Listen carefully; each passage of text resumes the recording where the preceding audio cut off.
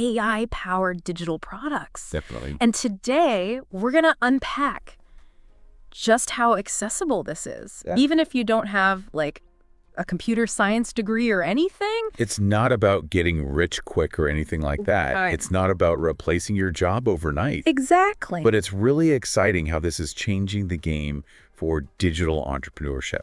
Yeah, and to kind of navigate this new landscape a little bit, Okay. we're diving into this episode of the AI Money podcast, and it features Kimi AI. Oh, cool. So it's like we've got a tech-savvy entrepreneur Okay. and their AI business partner Interesting. right here in the studio with us. Kimi AI is really fascinating. Yeah. Because it's not just like a tool. Right. It's positioned as a co-creator in this whole process. Oh, wow. Kimi AI even helped generate some of the ideas Really? that were discussed in the podcast. That's wild. Okay. Yeah. So before we even get into all the AI wizardry, Okay. let's just touch on why digital products are such a hot topic. Right. No inventory, no shipping headaches, pure profit margin potential. Yeah, it's like the Holy Grail. Right. It's the create once, sell forever dream Yes. that really draws people in. Exactly. And that foundation makes this AI angle even more interesting. Definitely. So let's bring Kimi AI into the spotlight here. Okay.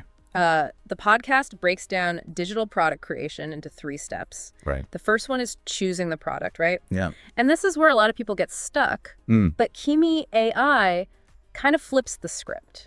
How so? So instead of agonizing over this, Yeah. $1 million idea, Right.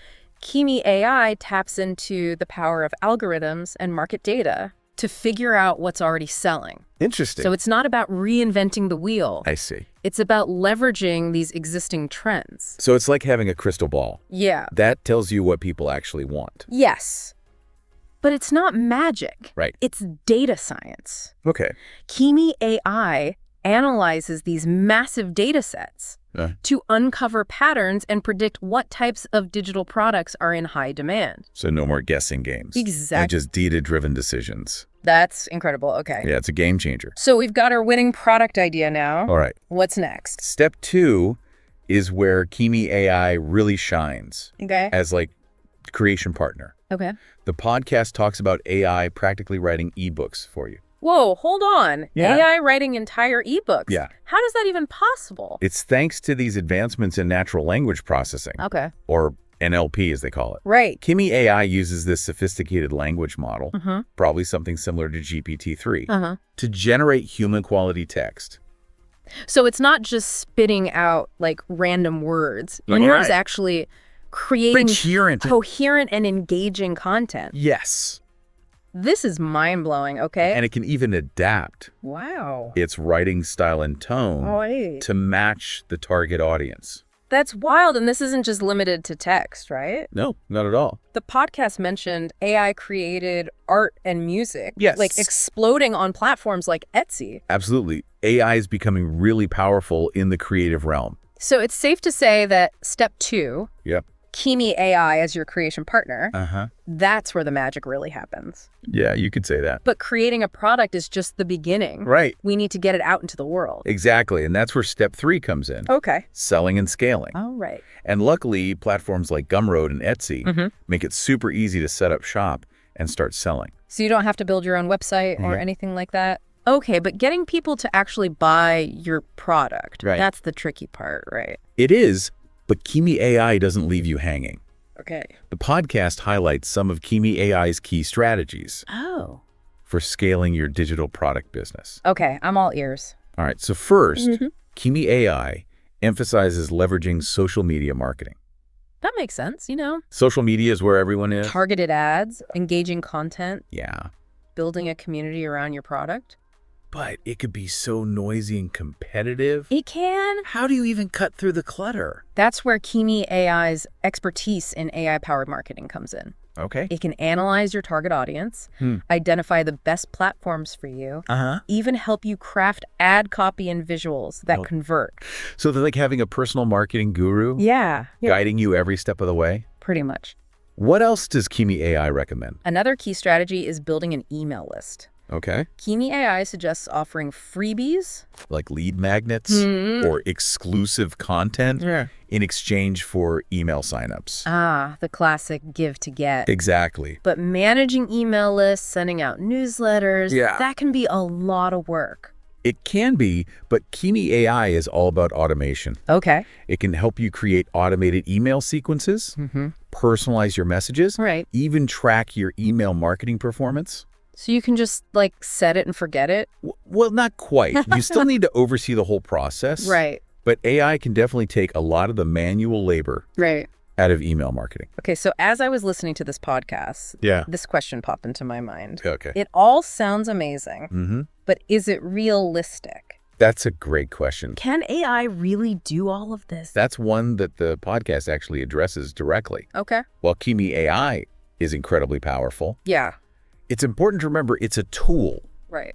It's not a magic wand. So it's not about replacing human effort altogether. It's about working smarter, not harder. Exactly. And that's where the podcast's emphasis on execution comes in. Okay. Having a great idea, even having all the right AI tools, is just the first step. Okay. You still need to put in the work to bring your vision to life. So it's a partnership. You and Kimi AI Working together to create something amazing. Exactly. Okay. But before we get too carried away here, let's address the elephant in the room. All right. What are the potential downsides of relying so heavily on AI? Is there a risk of becoming too dependent on these tools? That's a valid concern. Right. And it is one that the podcast acknowledges. Okay. Kimi AI emphasizes that. Yeah. While AI can automate many tasks, it shouldn't be seen as a replacement for human ingenuity and effort. So it's about finding the right balance. Exactly. Leveraging AI to enhance our capabilities, but not letting it completely take over. Right. That's a theme we'll continue to explore as we keep going here. Sounds good. All right, I'm ready to keep diving in. Me too.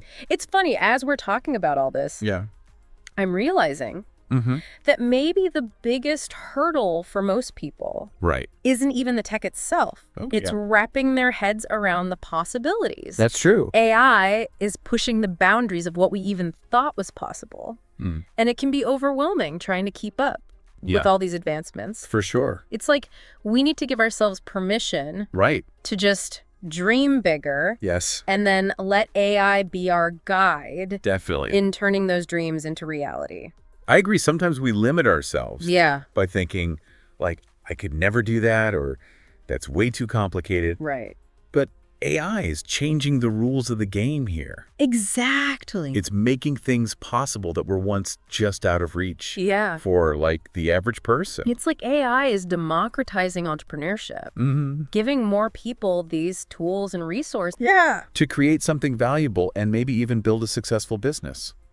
That's a great point. We're seeing this shift not only in creative fields, but across various industries. Interesting. AI is empowering people to take control of their careers and explore new ways to make money.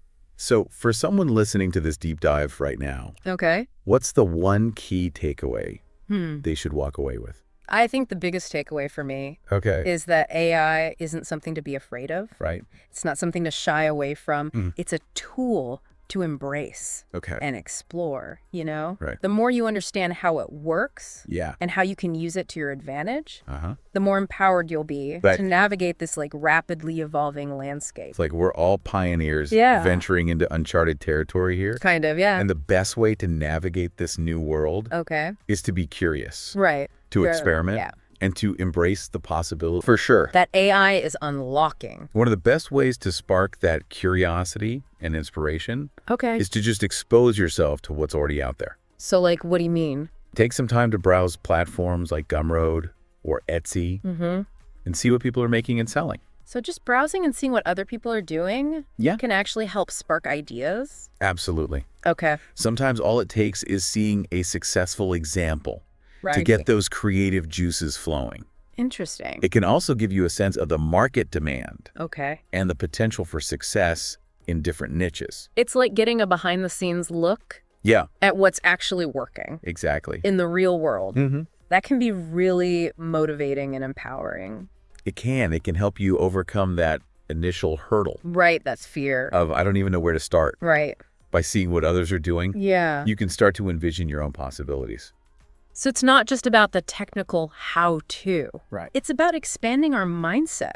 And opening ourselves up to what's possible in this new AI-powered era. Exactly. And that's something that the AI Money podcast really emphasizes.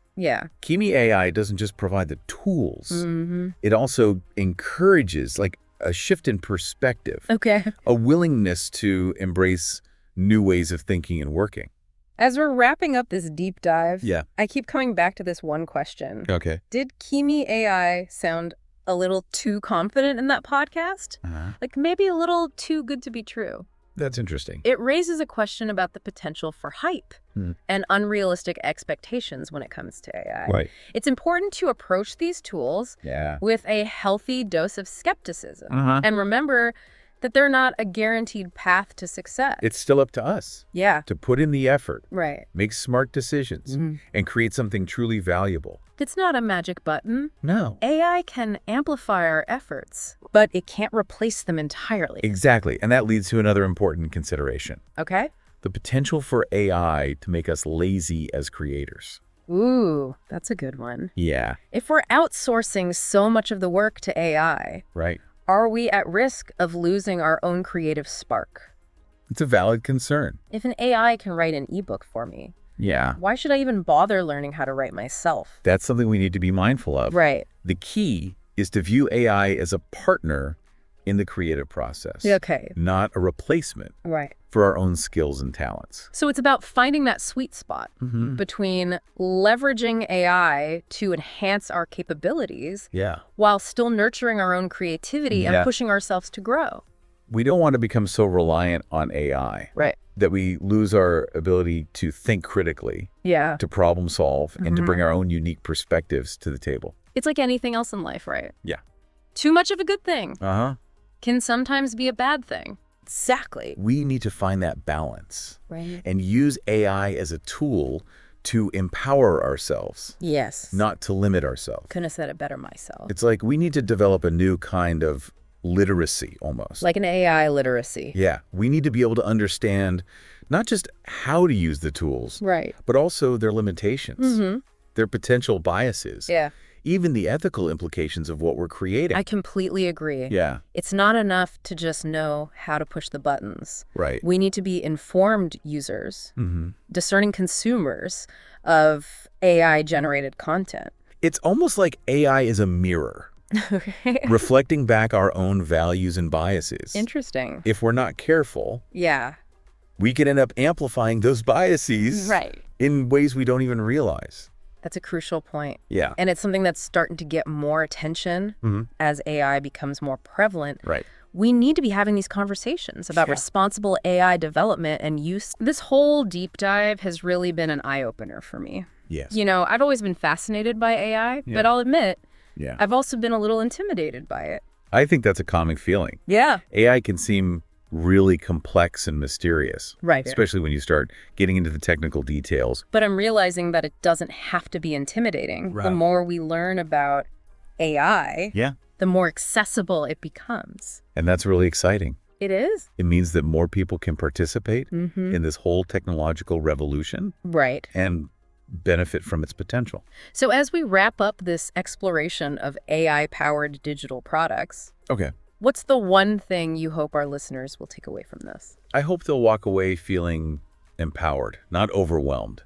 AI is a powerful tool, but it's a tool nonetheless. The future of AI is not predetermined.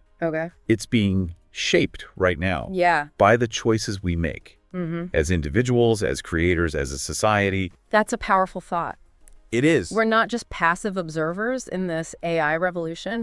We're active participants. And that's both a responsibility and an opportunity. We have the power to shape AI in a way that benefits humanity, that unlocks our potential, and creates a more equitable and fulfilling future. So if you're listening to this and feeling inspired, even a little bit, go out there and explore the world of AI-powered digital products. Experiment. Learn. And who knows, you might just create something amazing. And remember, it's not about getting it perfect on the first try. No. It's about being curious, Right. being willing to learn, and being open to the possibilities that AI is unlocking. Beautifully said. Thanks for joining me on this deep dive. It was my pleasure. Until next time, keep exploring, keep creating, and keep pushing the boundaries of what's possible.